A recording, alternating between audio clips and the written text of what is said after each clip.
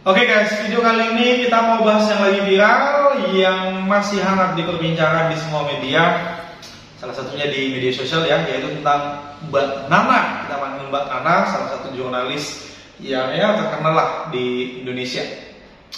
Kita soroti dulu apa statement dia yang bilang jangan mau ditakut-takuti oleh polisi. Iya, harusnya menurutku sih nggak usah takut sama polisi. Tapi kenyataannya banyak warga yang takut sama polisi. Namanya juga pemerintah, mereka penegak hukum, wajar takut, bukan takut gimana ya, misalnya tanda petik lah takutnya, wajib takut lah gitu. Biasanya lihat polisi dari jauh, apalagi dia punya kesalahan pasti takut. Tapi kalau misalnya kita nggak punya kesalahan, ngapain takut kan gitu kan? Ngapain takut sama polisi? Sama-sama manusia kok, nggak usah takut lah. Dia bilang urus juga tuh kasus Sambo. Nah iya, sebagai warga negara rakyat jelata seperti saya juga, udah muak, mungkin udah bosan lihat TV, lihat media sosial, semua kontennya tentang Sambo, Brigadir J. Mungkin warga negara Indonesia, rakyat biasa, rakyat jelata kayak aku, udah muak gitu, udah bosan lihat ini semua beritanya tentang Sambo aja. Kenapa sih Polri atau Kapolri Pak Sigit tidak bisa tuntaskan kasus ini secepat mungkin gitu? Ada yang bilang kalau Bapak nggak sanggup tuntaskan, Bapak mundurkan diri aja. Kan di luar sana masih banyak mungkin jenderal atau yang bersedia jadi Kapolri yang lebih tegas, yang lebih keras untuk membersihkan kasus ini, menyelesaikan kasus ini. Ya mohonlah Pak, secepatnya kasus Sambo ini dibereskan setuntas-tuntasnya sesuai hukum yang berlaku. Nggak usah dilama-lamakan. Kita warga negara Indonesia udah muak, udah bosan lihat berita ini aja terus gitu. Oke, next yang selanjutnya. Mbak Nana bilang, lihat tuh istrinya, salah satu istri polisi mungkin lagi viral ya di medsos, hidupnya hedon, dipertontonkan di sana, ya kurang lebih kayak gitu. Sebenarnya menurut aku juga ya, atau teman-teman netizen yang lain, tidak cuma hanya istri polisi yang kayak hidupnya hedon. Mungkin istri pejabat-pejabat lain ada juga seperti itu. Cuman karena lagi Polri lagi hitsnya, lagi hot-hotnya lagi dibahas di semua media, maka lebih disorot yang bersangkutan dengan polisian gitu.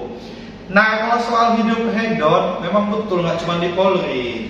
Mungkin pemerintah kita yang di KPK, bisa lah dicek, atau mungkin harus lapor ini loh, lapor harta kebaliknya, gajinya berapa, gaji suaminya berapa sebulan gitu, atau istrinya kerjanya apa, gajinya berapa, kemudian dicek bayar pajaknya sesuai enggak, terus gaji yang dia dapat setiap hari atau setiap bulan sesuai enggak dengan barang yang dia punya, harta yang dia punya. Misalnya gajinya UMK lah atau UMR 4 juta, 5 juta, terus dia punya tas 200 juta, 300 juta, dia kan ada bisnis gitu.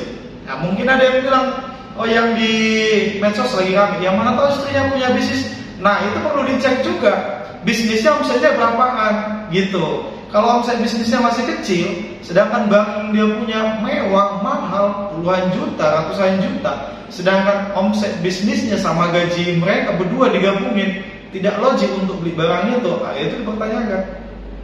Jadi saya ingat kembali kata Pak Ahok nih, saya minta izin Pak Ahok ya.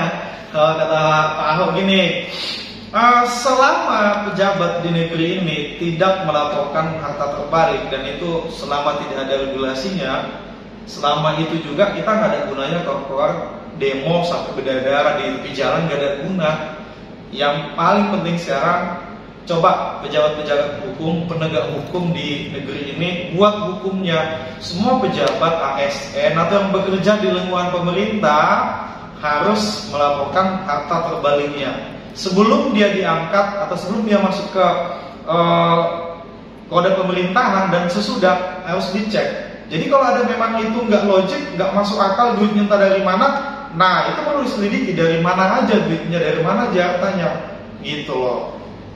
Nah untuk kasusnya Mbak Nana, menurut kalian lebih pokok mana?